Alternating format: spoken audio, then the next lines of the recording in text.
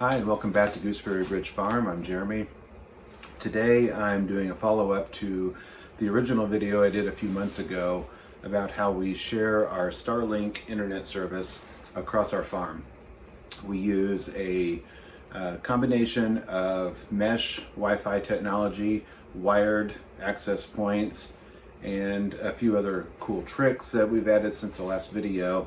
I've had a lot of comments on the original video and a lot of questions about how to do things and people doing things a little bit differently that have given me ideas on how to improve ours, and I wanted to share those with the rest of you all who've watched those other videos and gotten good use out of it. I've gotten a lot of great feedback. People have said that they've used the access points that I recommended and that I use here, and a lot of people have spoken very favorably of the whole thing. So we wanted to do an update and show you what we've done to enhance our system and to improve things. So as in the last video, we have our Starlink dishy is on top of our greenhouse, which is very crudely drawn up here. And it is connected via the Starlink cable into our garage. Since I have spoke to you last, we've added network cable, Cat 6 network cable into our house, from our store to a tiny house that we've added on the property for some family, and then from the tiny house to my in-laws' house. Before, we were doing a lot of this via the Wi-Fi backhaul features of the mesh Wi-Fi units that we use. It was working okay. However, a couple of these spans over here are really long. They're in excess of 300 feet, 400 feet, and they work okay in the winter time, but in the summertime when there are leaves in the way, the performance really goes down. Where we might see 100 megabits of throughput during the winter over here on this side of the farm, over here we were maxing out at about 15 to 20, which is indicative of the fact that we're losing a lot of the headroom of the Wi-Fi signal. So we decided to go ahead and invest in running some cable. We already had a trencher to run wire across here for the electric. What I did was I purchased a roll of Cat 6 shielded underground rated cable, which I will put a link to on our Amazon store. You'll find it in the notes of this video, and ran it from here to here, and then also ran a piece from here to here, since this sits sort of in between the two. This one I just buried a few inches underground. Is that the right way to do it if you're dealing in like a suburban setting? Probably not. However, this is an area that I'm not worried about trenching in later, and even if I do, worst case it gets hit, I splice it and fix it. It's low voltage cabling, so it's not going to hurt anybody if it gets broken into. It just will take down the internet on that end of the farm. We also added a cable to the house, which gets us faster throughput here. We never really had issues because our garage to our house is only 30 feet. However, that's the primary place where we use bandwidth, heavy bandwidth. So we wanted to have no excuses, no limitations there. Plus, our house was built in 1880. The walls are made out of 6-inch oak studs, a lot of metal, a lot of heavy wood. Signals do get lost penetrating the outer walls of the house, so having a cable going in there seemed like a good idea, and I'm glad we did it. So cabling between the units is helpful. I wanted to show you on here too. This is something I've gotten a lot of questions about. These little Wi-Fi access points, they're about this big, and I'm depicting one here. They only have 3 different outputs on them. One is for power, and then they've got 2 RJ45 ports. That is your standard 8-pin Ethernet connectors. They're really cool because you can not use them and it will backhaul everything to the best one it finds, whichever one has the best Ethernet signal or the best wireless signal. or if you plug a cable into it, it will try to use it to get the data back home, which is really nice. So let's say, for example, that this cable failed for some reason. The one that sits here and the one that sits here will still try to connect via Wi-Fi to get over here, which is really nice. It's nice to have a backup. Plus, it's very intuitive. You don't have to program it and tell it, I'm using wired, I'm using Wi-Fi. It will just use whichever one is best. And since it has two of them, you can plug one in for input, and then you can plug the next one in for output.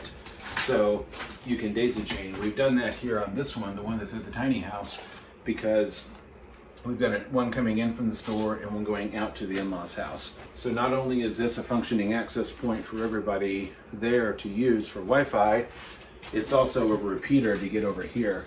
And we can have somebody standing right here and run a speed test, and they'll get the same throughput and the same speed test as you'll get standing here going through all these different hops, which is really nice. Now, if you do a lot of really heavy traffic down at this end, you may start to feel it along the way, but for standard home and farm use, I don't think you're going to run into much of an issue. If you try extending this out and running it for your whole neighborhood, one, you'll be breaking your end user license agreement with your ISP, which I do not recommend, but also this is home grade internet service, probably not what you're looking to do. So the other thing I wanted to talk about is backup internet. A lot of people have asked me how I feel about using Starlink in beta as our primary internet source. When it first came out, well, let me say when I first got Starlink back in March of 2021, so almost a year ago from the time I'm making this video, to now, the service has improved dramatically. That is a function of the fact that SpaceX and Starlink have put a lot more satellites into the sky. They're in low Earth orbit, and we have a lot better connection than we used to. When we first got it, I would say a medium to moderate rain would knock out the signal. The last time we had heavy rain, the signal was in and out, but it was much heavier rain, whereas that same amount of rain back in, let's say, March or April of last year would have killed it altogether. So as you see Starlink launch more and more satellites, know that the penetration through the rain, through the snow, is going to get better. I will say that outside of just a couple of maintenance window type issues that Starlink has had, we've not had any real downtime. That being said, since it is technically beta, there are no guarantees of uptime. They could just take it down for 2 or 3 days for maintenance or whatever, and I don't have any real recourse. That being the case, I was very hesitant not to have a backup. What I did was, let me get my blue marker. I have a antenna right here from my former ISP, which is a local wireless internet service provider here, which had always served us pretty well. They weren't able to get us enough bandwidth, and the latency was always kind of poor, unfortunately, which is one of the reasons I really was excited to get Starlink. After talking with the owner a little bit, what I proposed and what he agreed to do was leave the equipment in place, because they'd already purchased the equipment and it was sitting there and it was paid for. And in exchange for leaving it here and only using it in case of an emergency, I would pay them $20 a month just as a backup. And I would say I use it for a couple of hours once every couple months. But for me, it's worth $20 to have the peace of mind of always having internet. For them, it's easy money. Another thing that you might possibly use this for would be a cellular provider. You might get AT&T, Sprint, T-Mobile gets a lot of press right now. For $50 a month, they've got a really good 5G internet service that I've got neighbors who swear by it. It just all depends on what's available in your area and what you're willing to pay to have a backup. The next question that I've gotten a lot of is, how do you wire this up so that you have a failover? I got a really nifty little box that I will also put in the show notes of this video and in our Amazon store. It's also by TP-Link. I will say I am not a paid endorser of TP-Link. I do not get free goods from them. I do not get endorsement money. I just like their products, so that's why I use them. Are there other good products out there? Sure. I just speak to what I know about. This little device is technically a VPN router, and it's a little box about yay big. It has 5 ports on the back of it. Now, most routers and home routers and home switches that you'll find usually have one WAN port and 4, 5, 8, however many LAN ports that you'd plug in your TV, your computer, whatever. This thing is actually the opposite. It has 4 WAN ports, so you could hook up to 4 different internet service providers in those ports. Really, and then 1 WAN port to service your network. Why that's cool is I've got Starlink, the Starlink plugged in into one. I've got the wireless ISP plugged into another. I don't have anything plugged into ports 3 and 4. And then I've got my first TP-Link mesh device plugged in to the WAN port, which services my network. So what happens is when I use the internet through many of these devices, it comes in on this guy into the TP-Link router, which is linked in the notes. It comes into this device, and it will behave however you program it. You can program it to multiplex or to combine all your internet sources and give you one really fast pipe, so it'll basically merge all your internet sources. I do not have it done that way for 2 reasons. One, Starlink consistently gives me 100 megabits down, 10 megabits up. Way more than enough. Sometimes I get upwards of 200 by 20. My backup internet gives me 6 by 6, 6 down, 6 up on a good day. Plus it's really high latency, meaning it's not really great for video conferencing, using telephone, things like that. So I really only want it as a backup. I don't want to merge those sources. The second reason is that I don't do that is because I made an agreement with my local internet company that I would only use it in case of an emergency, not constantly.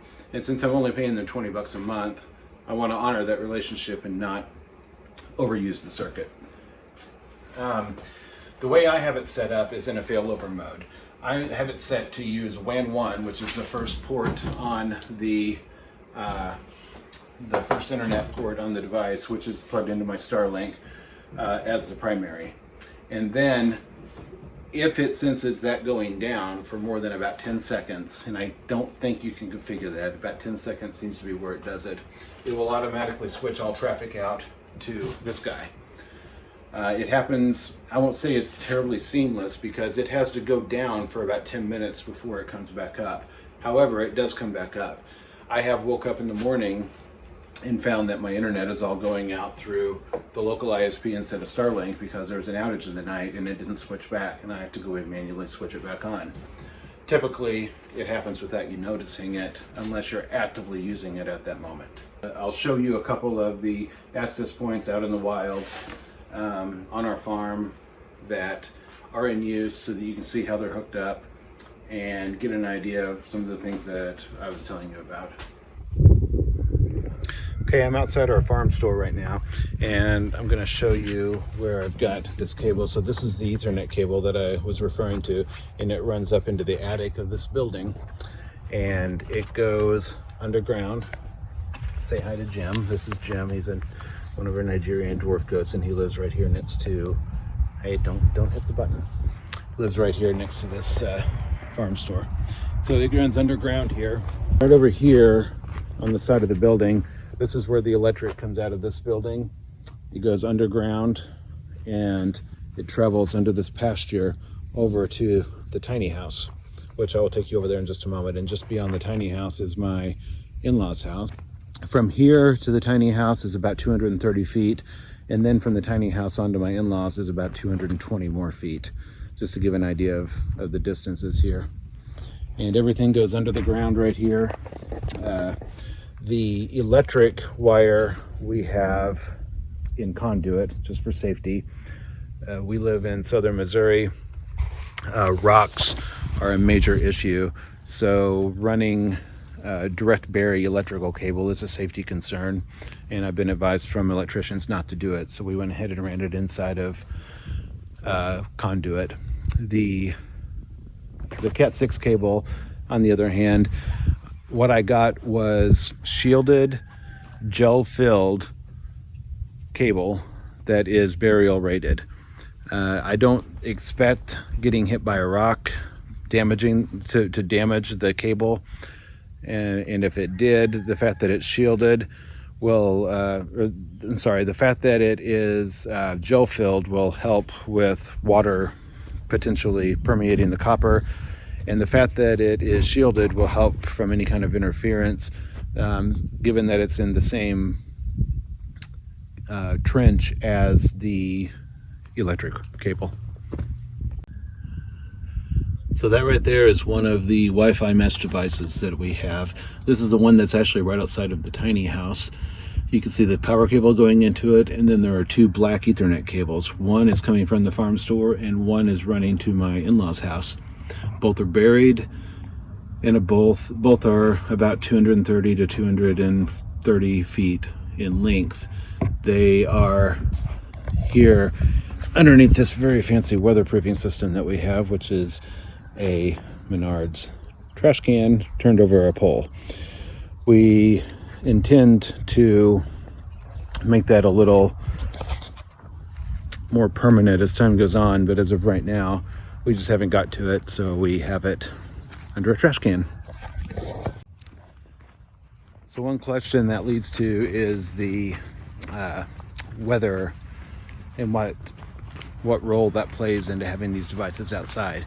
I do have, I believe, 4 of them outside on my whole farm.